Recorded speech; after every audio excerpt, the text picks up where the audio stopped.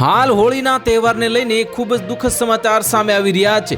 ફાગણ માસની શરૂઆત થઈ ચૂકી છે અને આગામી તારીખ 6 માર્ચે ગુરુવારે પંચાંગ અનુસાર ફાગણ સુદ સાતમથી હોળાષ્ટક પ્રારંભ થશે। આ જ્યોતિષાર્ય જે આચીશ રાવલના જણાવ્યા અનુસાર હોળાષ્ટક પ્લસ અષ્ટક એટલે 8 દિવસોના સમય, જેને સામી હોળી કે સામી જાળનો સમય રહેવાથી શાસ્ત્રોના મત અનુસાર આવા સમયમાં તમામ શુભ માંગલિક કાર્યો માટે નિષેધ માનવામાં આવે છે।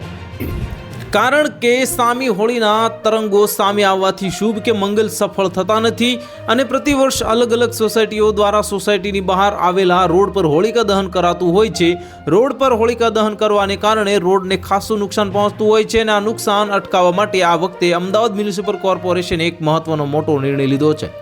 આ નિર્ણય અંતર્ગત દરેક વોર્ડ અને ઝોન દ્વારા સોસાયટીઓને ઈંટ અને રેતી પૂરી પાડવામાં આવશે અને ઈંટ અને રેતી પાથરીને તેના પર જો હોળિકા દહન કરાય તો રોડને થતું નુકસાન અટકાવી શકાય છે અને તેવો ઉદ્દેશ સાથે આ એક નિર્ણય લેવામાં આવ્યો છે અને કોર્પોરેશનના દરેક જે સોસાયટીને ઈંટો અને રેતી ફ્રીમાં પૂરા પાડવામાં આવશે।